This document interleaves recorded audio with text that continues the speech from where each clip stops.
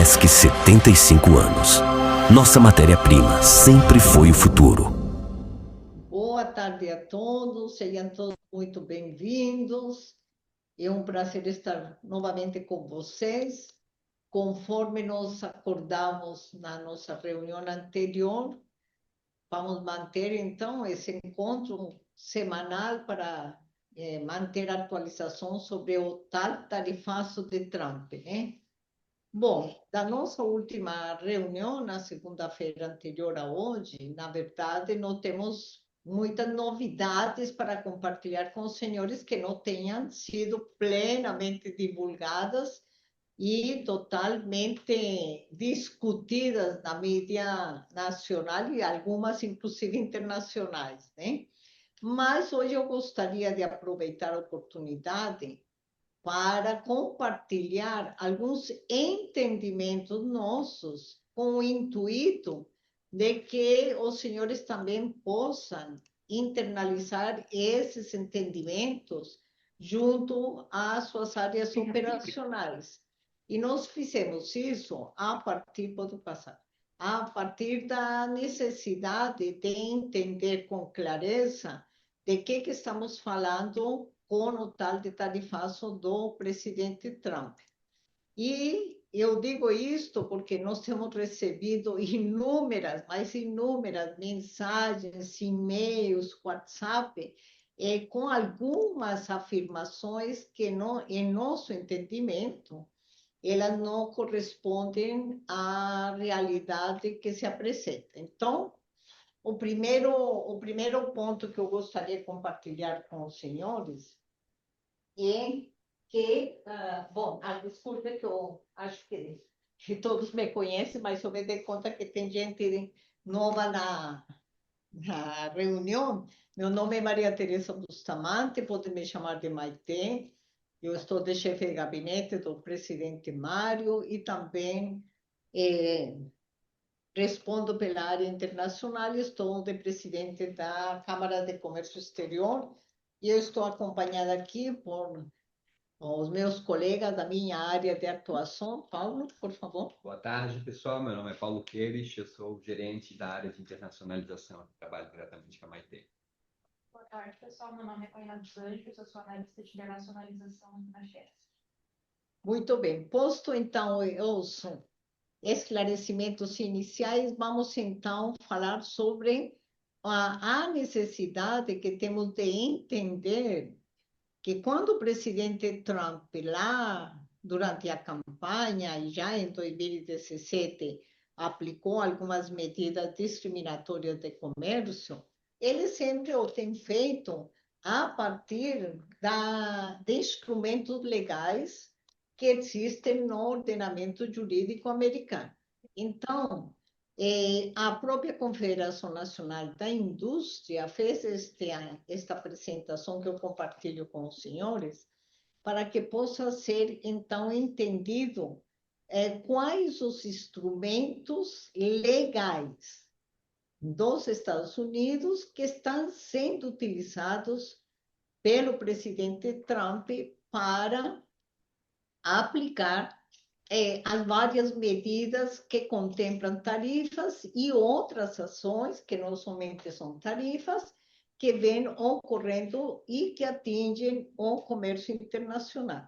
Então, na primeira medida comercial chamada IEEPA, que é uma lei específica de poder de emergência econômica, ela concede ao presidente Trump uma série de autoridades para ele tomar posições em referência ao comércio internacional. Eu vou tratar dela mais para frente, eu só queria mostrar para vocês que, então, temos uma medida que é de âmbito horizontal, temos uma medida que é específica por setor, que já todos os que lidam com aço, com alumínio, com veículos, com partes e peças de veículos, com madeira e produtos derivados já estão bem conhecedores dela, que é a seção 232, que faz parte integrante de esta expansão de comércio.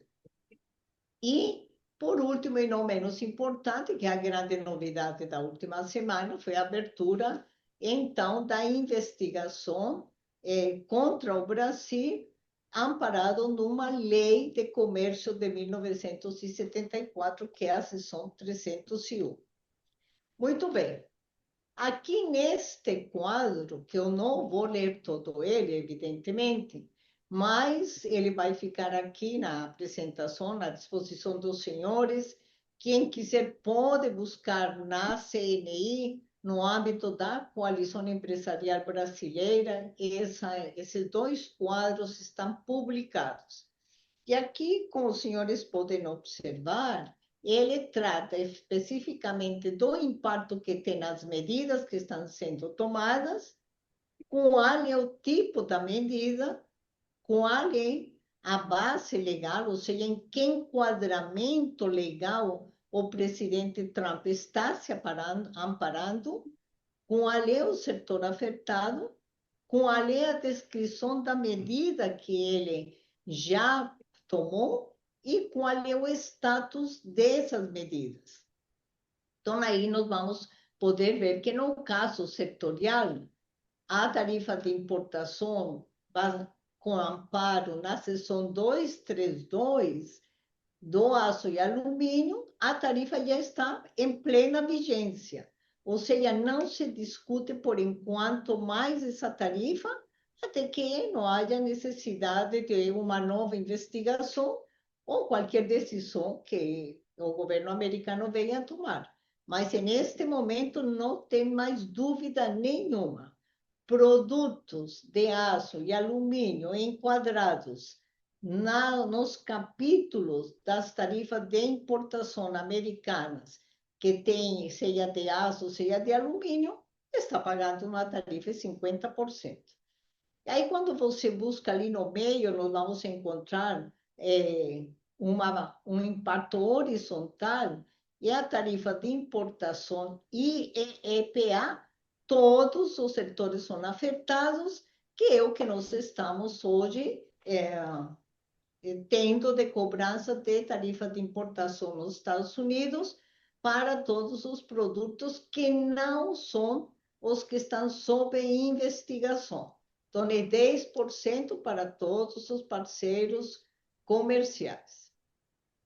E aí nós vamos ter também a abertura da investigação pela seção 301 contra o Brasil, que já é bem mais abrangente, já tem uma outra conotação.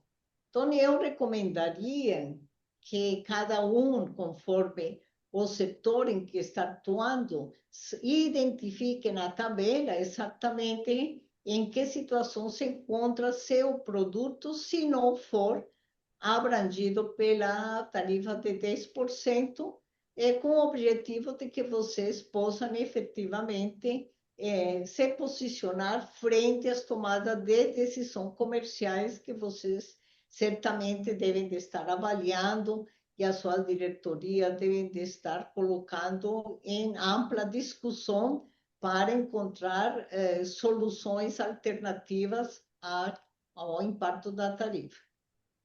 Bom, e aqui eu vou compartilhar com vocês exatamente de que estamos falando no ordenamento jurídico americano. Quando nós falamos do setor especificamente de madeira e produtos derivados de madeira, estamos falando que foi aberta uma investigação sobre a seção 232, que faz parte integrante da Lei de Expansão Comercial de 1962.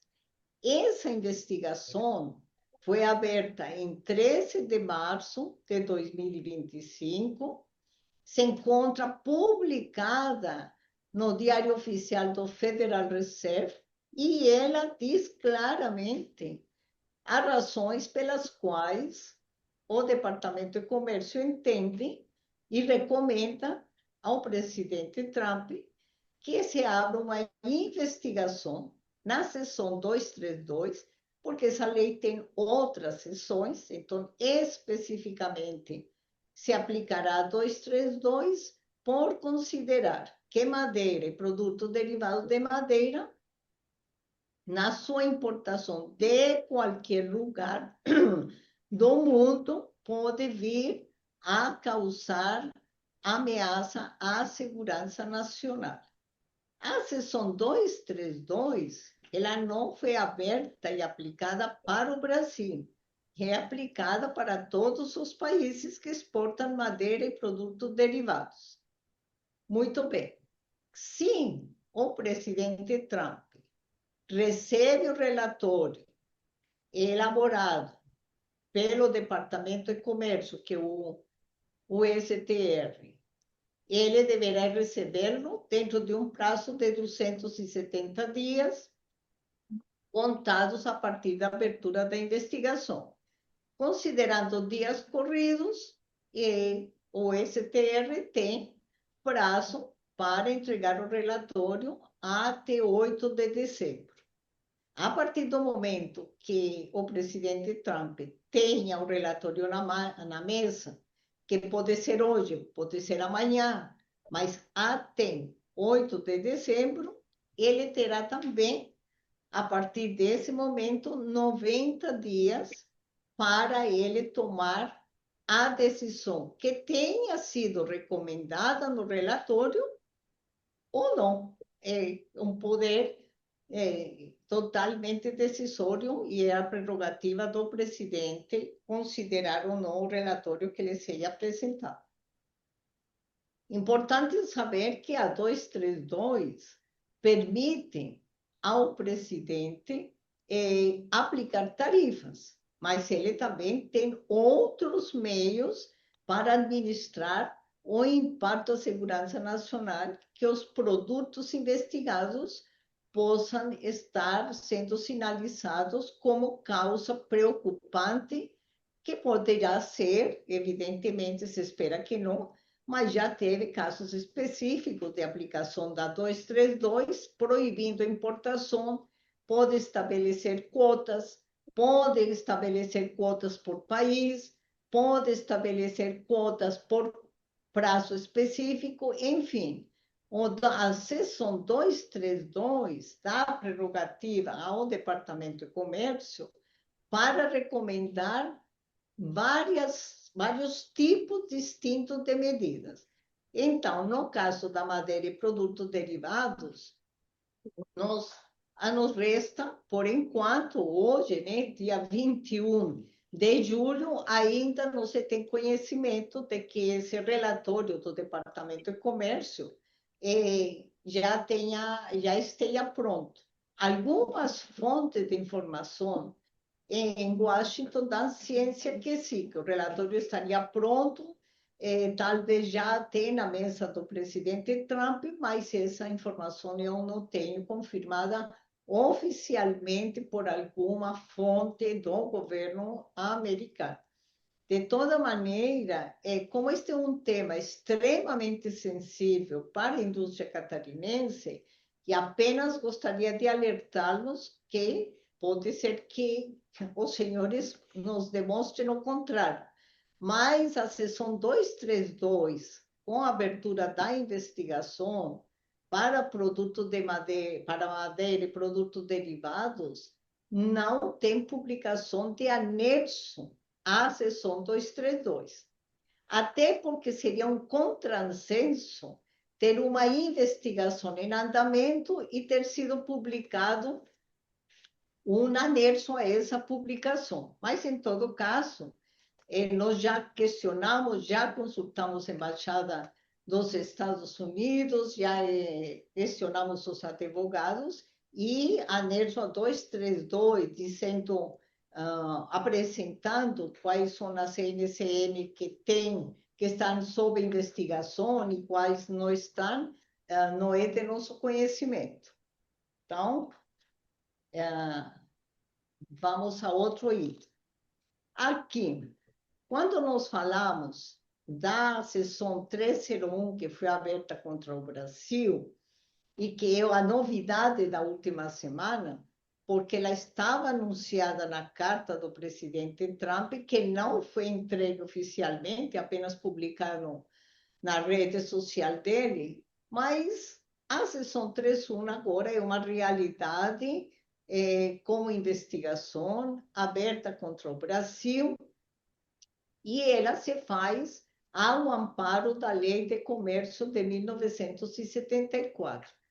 Essa é uma das leis mais relevantes para o ordenamento jurídico americano.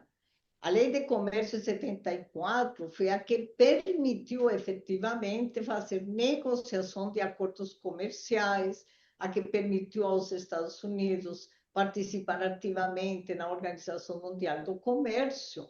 E ela tem uma previsibilidade bastante alta por meio deste mecanismo fast track de impor tarifas para combater práticas de comércio discriminatórias, injustas ou irracionais que outros países possam estar praticando contra o comércio de produtos ou serviços americanos. O que é importante quando se analisa esta investigação aberta contra o Brasil? Ela pode, sim, ter tarifas ou qualquer outro tipo de medida limitadora ao comércio. Mas, neste caso, se o governo Trump aplicar uma penalidade pela Lei de Comércio de 74, e como resultado da investigação da 301, esta decisão que ele venha a tomar não está sujeita a nenhuma contestação em outros tribunais. E agora, daqui a pouquinho, você vai entender por que estou falando isso. Ou seja, tomou a decisão, esta é a penalidade, ela vai ser aplicada e não se tem como apelar dessa a penalidade. Bom, o que diz a abertura da investigação contra o Brasil?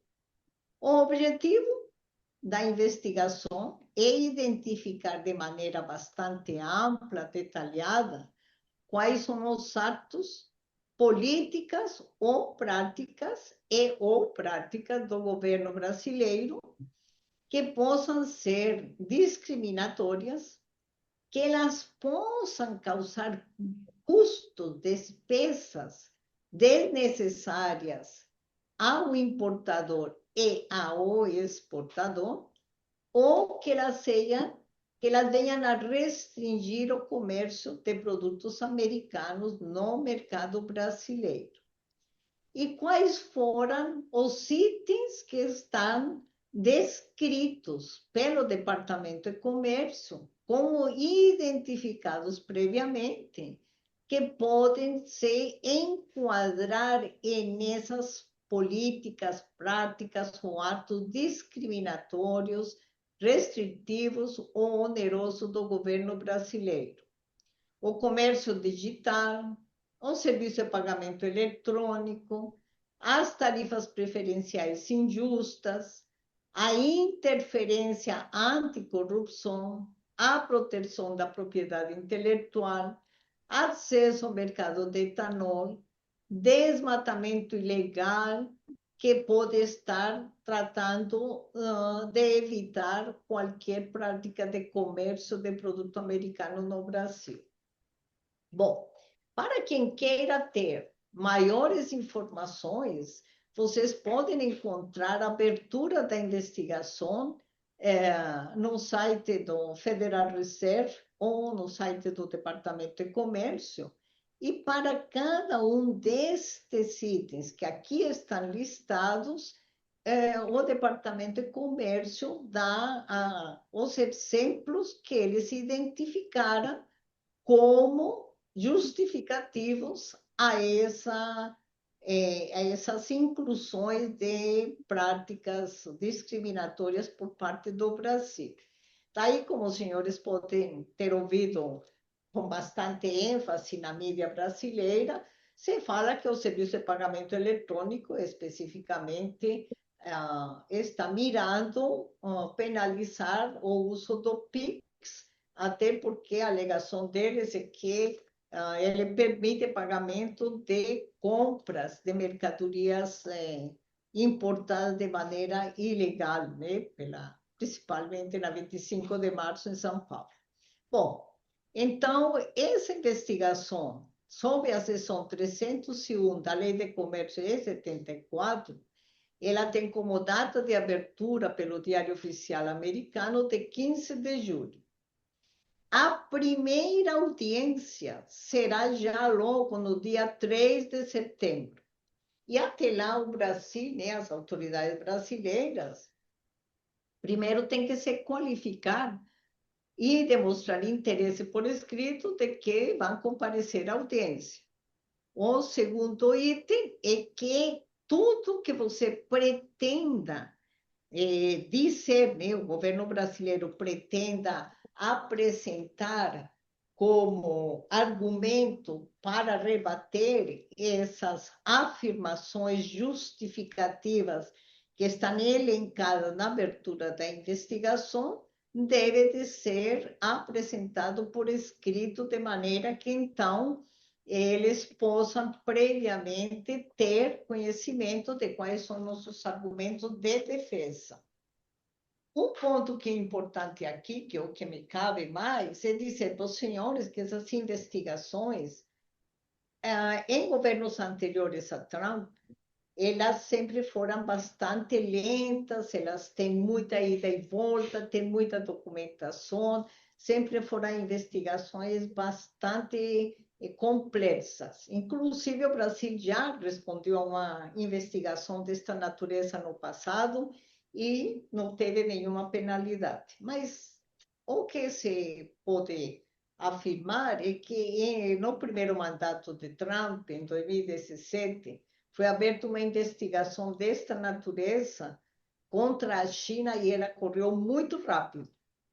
Então, há uma presunção aqui de que, efetivamente, esta investigação possa seguir muito mais rápido, com mais velocidade, do que normalmente o Departamento de Comércio utilizava. Aqui, o que nos diz mais respeito quando se fala de tarifas, né? Tarifas preferenciais injustas. E aí ele está mirando as tarifas que são negociadas no âmbito do Mercosul, no âmbito dos acordos comerciais da LADE, e como eu disse anteriormente, né, na lâmina anterior, na lâmina anterior estava falando para vocês que aqui, né, anterior. Aqui que é importante. Ele pode tomar ao amparo dessa investigação qualquer medida tarifária e ele não vai precisar. Nova está numa caixa roxa. Alguém está com o microfone aberto, poderia fechar, por favor?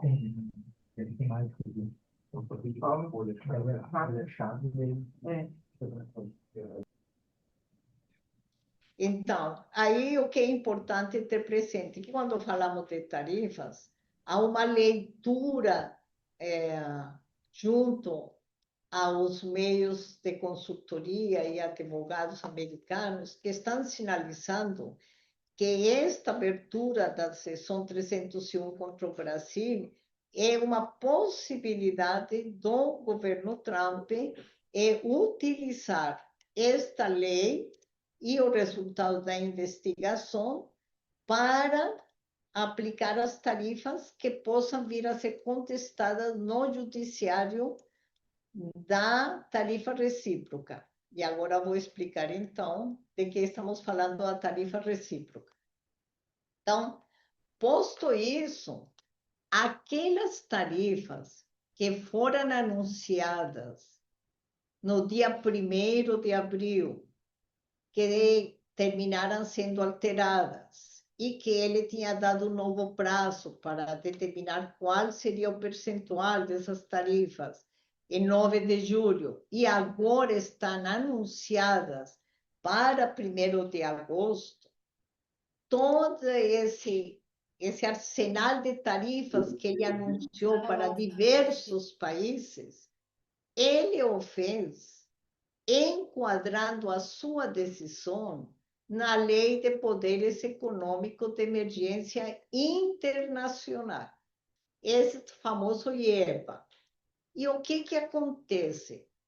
Que o Tribunal de Comércio Internacional americano, a partir de uma denúncia feita contra essas tarifas que ele menciona como sendo do comércio justo e recíproco, foram suspensas em 28 de maio de 2025. O Tribunal de Comércio Internacional diz: o presidente Trump não pode se utilizar da lei IEPA para determinar essas tarifas do comércio justo e recíproco, porque as razões que estão exigidas no texto desta lei não se confirmam absolutamente sob nenhum argumento do governo Trump.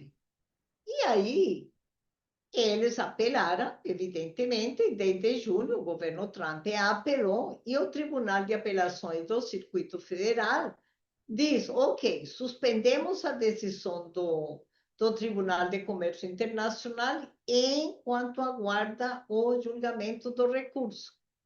Esse recurso vai ser apresentado pelo governo Trump em 31 de julho de 2025 e será uma sustentação oral.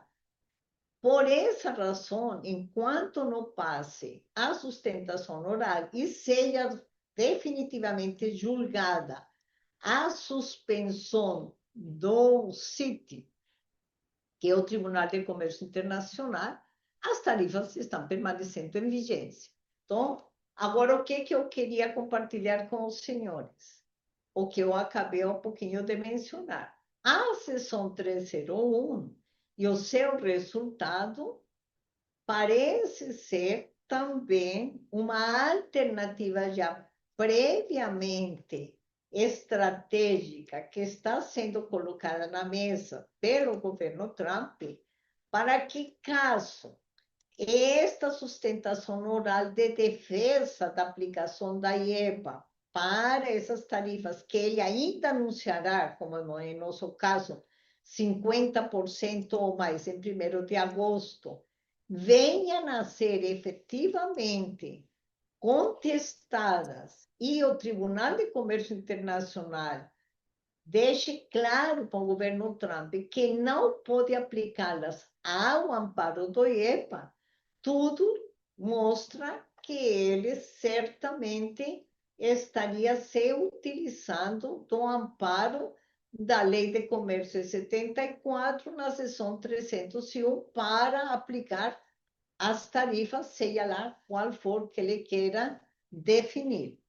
Então, o meu objetivo hoje, particularmente, é compartilhar com os senhores que temos um quadro de ordenamento legal americano que permite ao governo Trump, se não for por uma lei, pela outra, de aplicar tarifas. Em todo caso, precisamos aguardar que os fatos aconteçam, como, por exemplo, a sustentação oral, e saber qual é o resultado final da sentença do Tribunal de Comércio Internacional em relação a essas tarifas. E que também, paralelamente, temos que acompanhar o resultado da investigação da seção 301. Muito bem. Então, posto isso, queria compartilhar com vocês também que da última reunião que tivemos hoje, o acordo de prosperidade comercial assinado entre o Reino Unido e os Estados Unidos está publicado. Senhores, recomendaria que vocês procurem o acordo e o leiam com lente de aumento para vocês conhecerem bem todo o detalhamento dele, porque é bastante importante. É um acordo diferenciado, ele mostra claramente o início, então, do governo Trump com uma nova geração de acordos que não são rotulados de comércio, são acordos de prosperidade, que mostram claramente dois itens bastante relevantes. A aplicação imediata de uma relação comercial próspera, ou seja, que sinaliza uma continuidade baseada em investimentos em itens bastante estratégicos. Não tem como foco, como objetivo, tratar de tarifas. A tarifa é apenas circunstancial no caso do acordo de prosperidade. E o outro tema é o reforço da segurança nacional dos Estados Unidos.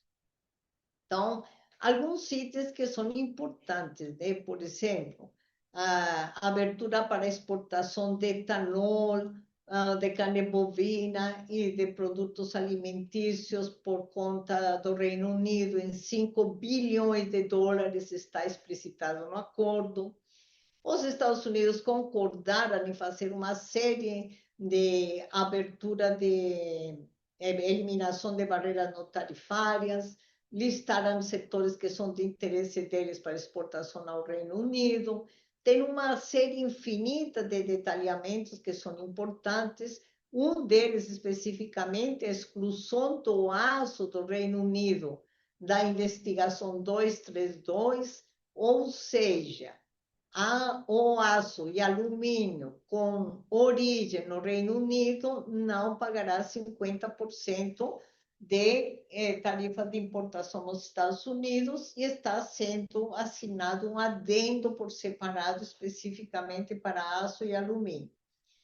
A tarifa acordada de maneira recíproca para qualquer produto que não esteja explicitamente mencionado no acordo é 10%, e com alguns compromissos interessantes, como, por exemplo, o fast track para liberação imediata, sem parada na aduana, tanto nos Estados Unidos quanto no Reino Unido, para as importações e exportações que tramitem de forma acelerada e que não gerem custos aduaneiros desnecessários. Também no acordo, ele traz capítulos específicos para compromissos em propriedade intelectual, em trabalho, meio ambiente e, principalmente, a garantia na cadeia de fornecimento aeroespacial, com acesso preferencial concedido por Estados Unidos para os componentes fabricados no Reino Unido. E, por último, e não menos importante, criou efetivamente uma cadeia de suprimentos para produtos farmacêuticos extremamente relevante para ambos os países. O objetivo aqui de compartilhar com os senhores é para mostrar a necessidade dos operadores de comércio exterior mergulhar agora num novo tipo de acordo que não tem nenhuma semelhança com os acordos de comércio internacional com que nós vínhamos, que estávamos acostumados de algum tempo. O acordo específico dos Estados Unidos com a China já está em plena vigência, diz respeito exclusivamente a minerais raros. A China explicitou quais serão os minerais raros abrangidos no acordo, são 17 elementos químicos, explicitou para que uso são exportados, autorizou a licença de exportação e Estados Unidos permitiu, em contrapartida, a entrada e permanência de estudantes chineses nas suas universidades. Este acordo ele é específico para minerais raros. Por que os Estados Unidos concordaram? Porque, obviamente, a China tem a hegemonia na produção global de terras raras em plena exploração, com 90% do refino mundial sendo feito por ele. Tem um acordo em andamento que diz respeito à parte comercial. Esse acordo já está em plena elaboração do seu texto. O grupo se reuniu por várias vezes durante o mês de junho e agora começo de julho em Genebra, e agora resta esperar o resultado final, mas ambos os porta-vozes, tanto Estados Unidos quanto China, têm sinalizado que o acordo é altamente favorável. Então, deverá de ter, certamente, alíquotas diferenciadas, bem mais altas para produtos chineses nos Estados Unidos e um percentual mais baixo para ingresso na China e produtos americanos. Mas aí temos que aguardar que o acordo seja publicado. Bom, aqui apenas para lembrados quais são as tarifas que efetivamente estão definidas, que não se discute mais, aço e alumínio, automóveis e peças de automóveis, as tarifas que pretendem ser aplicadas e já anunciadas, como é o caso do cobre. O cobre tem 50% no primeiro momento, com uma curva ascendente em 2 anos para chegar a 200%. Os produtos farmacêuticos já estão definidos que será 200%. Semicondutores não estão na 232 e ainda não fechou a investigação, mas já está sinalizado que aparentemente será 25%. Os firmes também de qualquer lugar do mundo estariam com 100% de tarifa.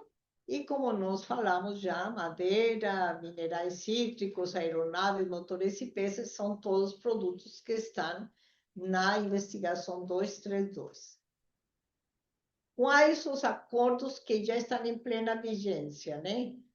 Canadá tem uma diferença de alguns produtos que estão dentro do acordo que é tripartite Estados Unidos, México, Canadá, outros não. O México tem a mesma situação, a China tem tarifas adicionais sobre alguns produtos, o Vietnã também já tem alguma definição, mas sempre todos esses acordos estão com definição por produto, não abrangendo toda a tarifa aduaneira. E o Reino Unido, que, como acabamos de ver, são os únicos que já estão fechados como acordo de prosperidade. E aqui não vamos repetir, nem só para chamar a atenção que das tarifas que estão anunciadas para serem alteradas em 1º de agosto, um país já fechou a negociação, que é a Indonésia, o acordo também é de prosperidade, ele concluiu em 15 de julho, e o que foi acordado é que o acesso de produtos americanos na Indonésia pagará 0% de tarifa, e nos Estados Unidos, produtos da Indonésia pagarão 19%. E é bom ter presente este ponto, porque a Indonésia é um dos países concorrentes do setor de madeira e produtos derivados aqui catarinense. Então, essa é a listagem que todos vocês conhecem e que eu queria, então, somente compartilhar com vocês de maneira mais rápida para deixar em aberto se alguém tem alguma dúvida, alguma pergunta. Eu queria fazer uma pergunta. Pode falar, Ivana. Sobre os produtos que estão em investigação na 232. Eles não vão entrar tarifa em 1º de agosto. É isso? Olha, a resposta é absolutamente objetiva. Se a investigação tem um parecer na mesa do Trump, que não sei afirmar se é ou não verdadeiro, mas se encerrar a investigação hoje e estiver na mesa dele o parecer para tomar uma decisão, isso poderá ocorrer hoje, poderá ocorrer amanhã, como poderá ocorrer até dezembro, ou até dezembro, porque o limite é 8 de dezembro. Então, Evandro, enquanto não tenhamos uma afirmação oficial de que o parecer do Departamento de Comércio da investigação 232 de madeira e produtos derivados está na mesa do presidente Trump, continua valendo a cobrança de tarifa de importação que está sendo feita hoje. Ó, e outra pergunta, a Argentina, qual que é a tarifa dela? Ainda não saiu nenhuma publicação sobre a Argentina oficial. O que se Então, sabe, aparentemente, pela fala do presidente Milei, é que será 0% para todos os produtos, ou seja, deve estar havendo alguma elaboração de um acordo de prosperidade entre a Argentina e Estados Unidos. Ou quem, aí um parênteses, se isso efetivamente ocorrer,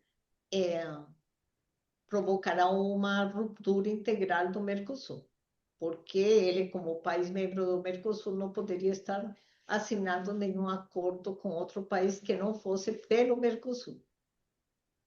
é bem provável que a Argentina saia do Mercosul e que crie um livre comércio.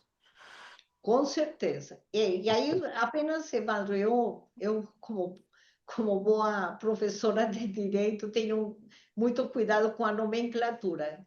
Não será um Ok, acordo de livre comércio, será um acordo de prosperidade entre Estados Unidos e Argentina. ok. A princípio, então, se não houver nenhuma negociação, a partir de 1º de agosto entra 50% para o Brasil. Exceto para os produtos como madeira e produtos derivados, que se não tiverem a investigação encerrada, continuará com a tarifa até hoje. Ok. Não é. Era isso. Tá bom, Evandro? Muito obrigado. Imagina, merece, sempre às ordens. Eu tenho uma pergunta referente à página que tem tarifas definidas, que está com nomenclatura de produtos, não por país. Por exemplo, tem cobre, farmacêuticos, semicondutores e filmes. E aí, para cobre estaria 50%, farmacêuticos 200%, semicondutores 25% ou mais e filmes 100%. O que seria esse filmes e se essas tarifas seriam globais, seria para o mundo inteiro?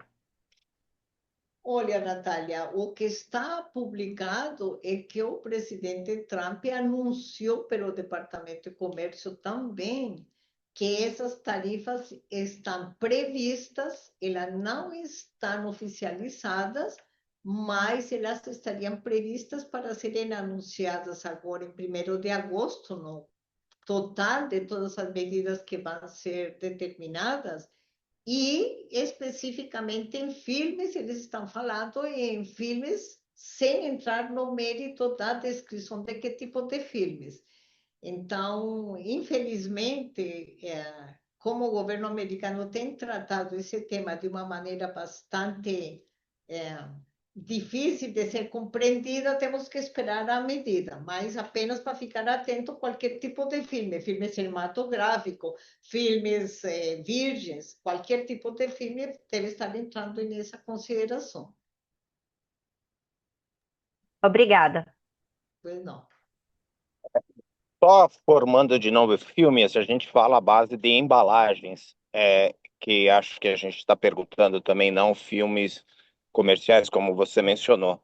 A parte de embalagens também entraria, porque hoje a alíquota de importação dos Estados Unidos é 4,5%. Olha, se não, assim, desde o ponto de vista de classificação aduaneira, que também até aqui tem prevalecido nos Estados Unidos, né? Porque tudo é possível que ele mude qualquer regra. Mas se prevalecer o enquadramento por classificação tarifária, obrigatoriamente embalagens têm uma classificação distinta, por exemplo, de filmes cinematográficos.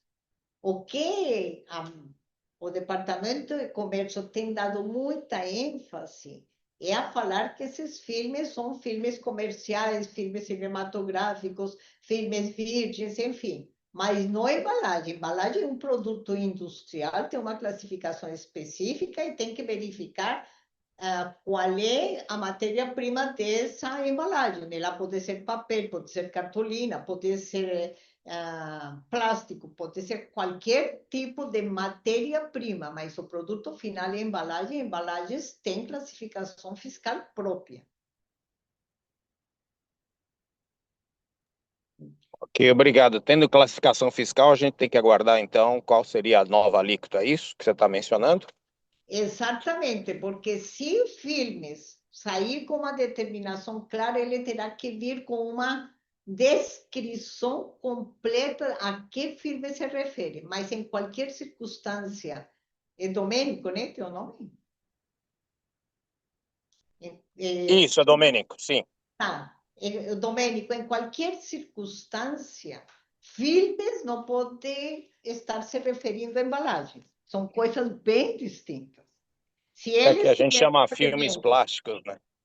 não, mas aí é embalagem de plástico. Você terá que classificar a embalagem de plástico como já faz hoje para a sua venda. Então, no caso de filmes, eles estão mirando filmes no enquadramento do conhecimento tarifário aduaneiro. Filmes são diversos tipos de outro tipo de produto, tá? Ok, obrigado. Pois não. Tem uma pergunta aqui do Pedro. Caso a empresa venha abrir uma filial nos Estados Unidos, há alguma diferença nas taxas? Não. A diferença não é nas taxas. O que você vai ter é um enquadramento como empresa americana para a utilização de toda uma ampla gama de benefícios fiscais que estão sendo oferecidos para as novas indústrias estabelecidas nos Estados Unidos, que é exatamente o que nós chamamos de atração de investimentos. É fato verdadeiro que o governo Trump criou uma série de benefícios para atrair investidores estrangeiros que criem empresas que possam efetivamente demonstrar processo de transformação substancial. Não é para fazer de conta de montagem, não. O que ele está otorgando são benefícios fiscais, financeiros, linhas de crédito, para que indústria de transformação substancial. O que é transformação substancial? Cobre, eu importo cobre, e aí, se eu demonstrar que eu vou transformar esse cobre em uma peça de motor, eu vou gerar empregos, vou gerar compra de outros insumos, e então, como uma indústria americana, eu poderei ter uma, uma liberação de cota de importação de cobre totalmente vinculada à produção que eu vou me comprometer a fazer de motores, ou da peça de motor que eu esteja falando. Então, é importante ter presente. Há uma atração, sim, de investimento nos Estados Unidos bastante ampla, com cobertura de linha de financiamento, linha de créditos, benefícios fiscais dos mais variados possíveis, inclusive é muito interessante, mas o investidor tem que se instalar, criar a empresa e demonstrar que ele vai investir em organizar uma indústria de transformação substancial. Essa é a exigência da lei. O Alexander pergunta também, doutora, alimentos como biscoitos, doces e salgados serão taxados acima dos 10%? Certamente, sim, porque eles não estão fazendo exceção na regra que não seja aqueles produtos que estão sob investigação. Mas, de toda maneira, tem que aguardar a publicação em 1º de agosto. Então, eu acho que a resposta para o Pedro Gottler também é a mesma, né? Que ele pergunta sobre produtos têxteis, se eles seguirão com os 10% da última tarifa, ou eles também sofrem 50%. Todo e qualquer produto que não está sob investigação na 232, qualquer produto que não está sob investigação da 232, como madeira e produtos derivados, poderá ter, sim, enquadramento em 50% ou mais ou menos. Vai depender do que até 1º de agosto se possa ter de conhecimento, sem todo o esforço do governo brasileiro de conseguir ou demover o governo americano de aplicar essa tarifa em 1º de agosto e adiar para mais 90 dias, ou reduzir a tarifa em 50 para... Não será para 0 e certamente não será para 10. Isso já há uma sinalização bem clara que no limite, mas no limite, poderia ficar no 30% que ele está aplicando para a União Europeia. Mas isso tudo é aspas, né? Uma especulação. Rita, a nossa apresentação é feita via o YouTube. A gravação desta reunião fica no YouTube, tá? A Janaína também quer saber se eles têm algo especial para produtos de revestimentos cerâmicos, que estamos embarcando em julho, estão com chegada após 1º/8, já serão sobretaxados com os 50%? Se em 1º de agosto o presidente Trump, por alguma razão, não se pronunciar, continuará sendo 50%, até o momento que ele anuncie uma nova tarifa. Ou melhor, 1º de agosto, ele terá que anunciar os 50% que tanto fala. Oremos de joelho que ele tenha outros temas para tratar e não diga nada. Se ele não falar nada, obviamente o 10% continuará, porque o Departamento de Aduana americano não terá outra tarifa para aplicar que não seja 10%. Mas o que temos que esperar é a determinação da fala dele 1º de agosto.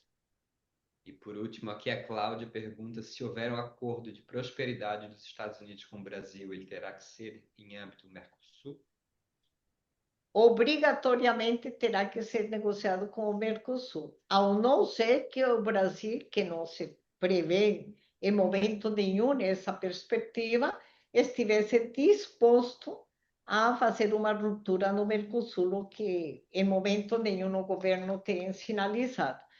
E parece que efetivamente não podemos nos enganar, né, pessoal, nem nos iludir. Lamentavelmente, eu tenho que compartilhar com vocês a frieza da situação. O contexto não sinaliza para um acordo de prosperidade entre Estados Unidos e Brasil. O que ele poderá, sim, e que é a nossa esperança, adiar a entrada em vigência de qualquer nova tarifa que ele anuncie. 2, que no limite do limite a investigação 232 leve o maior tempo possível até dezembro de ter o seu parecer publicado. E terceiro, é possível sim que alguns setores possam conseguir, via uma pressão de lobby muito forte, entre setores empresariais brasileiros e setores empresariais americanos, convencer o presidente Trump a impor tarifas diferenciadas por setores, tipo papel e celulose. Toda a CNCM de papel e celulose poderão ser diferenciadas do percentual que venha ele a anunciar em 1º de agosto, em respeito a um acordo setorial entre setores americanos e brasileiros, mas setor de papel e celulose, o setor químico que está trabalhando para isso. Aí a separação que é feita é só um anúncio da tarifa. A CNCM de papel e celulose poderão ter uma tarifa menor que 50%, se ele mantiver os 50%. Mas é por essa razão que nós viemos já desde janeiro estimulando o setor empresarial a sentar com seus clientes, com seus concorrentes nos Estados Unidos, para tentar construir esses acordos setoriais, porque eles são tradicionais no âmbito das negociações internacionais. Mas aí é uma decisão de cada setor, né? A Luciana perguntou, ainda não tivemos nenhuma definição sobre as datas para a taxação, né? Se são a partir do embarque, antes do 1º/8, ou chegada no porto, aeroporto de destino. Qual é o nome dela? Luciana. Luciana, eu vou repetir o que recentemente até um um funcionário da aduana americana falou. Aplica-se o princípio, até aqui, né, Luciana? Até aqui, aplica-se o direito aduaneiro. O momento de desembaraço da mercadoria em terra americana é a data em que se aplica a tarifa que esteja naquele momento em vigência. E nós fizemos uma série de consultas sobre essa afirmação que foi feita tanto na reunião anterior quanto antes dela, de que havia uma determinação desde 1º de abril, que se aplicaria tarifas em 1º de abril distintas para a data de embarque e para a data de desembaraço. Nós não recebemos nenhuma confirmação, nem da aduana americana. A resposta da aduana foi essa. Então, aparentemente, alguns importadores alegaram que tinha sido usada a data de embarque. Sinceramente, não encontra nenhum amparo legal essa afirmação, mas como tudo pode ser na autoridade americana, eu respeito se houve alguma discricionariedade, ela não está amparada no direito aduaneiro, mas... O Eduardo, doutor Eduardo, pergunta: boa tarde, produtos derivados de madeira ainda estão sob investigação na seção 232. Vários produtos derivados de madeira possuem o HTS próprio para entrada nos Estados Unidos. Exemplo, cercas e algumas molduras. Hoje, esses produtos estão sujeitos à tarifa recíproca de 10%. Após 1º/8, esses produtos estão sujeitos à nova tarifa de 50%. Essa é uma questão que eu tenho conversado bastante, inclusive com a Vinci, com outros colegas da área de madeira. Até agora eu não consigo entender qual foi a justificativa de terem excluído os produtos derivados de madeira da aplicação do imposto que vinha sendo cobrado desde dezembro de 2024. Eu, sinceramente, para nós aqui na casa, é uma incógnita, porque moldura de madeira, portas de madeira, mesa de madeira, cadeira de madeira, tudo que é feito com madeira está dentro do conceito de produtos derivados. A afirmação que alguns têm me dado é que os brokers americanos usaram esse enquadramento. E aí, sinceramente, já não posso me intrometer em uma relação comercial entre importador, exportador e broker. Mas, desde o ponto de princípio de enquadramento legal, a investigação 232 não faz essa distinção. Apenas para deixar isso bem claro, até os advogados, as 3 bancas de advogados americanos em Washington não encontraram qual é a explicação para essa distinção de alguns produtos de madeira não estarem abrangidos pela investigação. Porque, nesse caso, se efetivamente estão aplicando 10% agora, e qualquer nova tarifa será aplicada, independente do resultado da investigação 232. Que a investigação 232 pode resultar em um parecer em que diga que o imposto será 0, será 10, né? Será menos, será, claro, há uma incógnita, né? Mas, de toda maneira, deveriam estar abrangidos pela investigação. O Edson pergunta se, no caso dos fixadores metálicos, entra na mesma regra do aço. Se eles são produtos fabricados com aço, entra na regra do aço. E aí cabe uma recomendação. O seu importador precisa estar muito atento ao preenchimento do formulário que é exigido pela aduana americana, em que ele pergunta qual é o percentual de matéria-prima utilizada. Se é aço é quanto? 10, 20, 30, 40, 50, não sei. Aí apenas a recomendação de ficar bem atento com o importador americano e quem faz o desembaraço lá para eles. Por que eu estou falando isso? Porque nós já temos sinalização de algumas empresas de que os importadores fazem manifestações contrárias à realidade, a partir do pressuposto de que não se terá nenhum problema pela dificuldade de verificação. Entretanto, eu alerto os senhores que importador e exportador têm uma relação de solidariedade e qualquer tentativa de burla ou burla é crime porque é fraude e as penalidades são bastante altas. Aí entra na pergunta da Natália, que ela tem outra dúvida. Teria alguma alternativa para o Brasil para exportação para os Estados Unidos? Por exemplo, uma operação de triangulação poderia ser uma saída?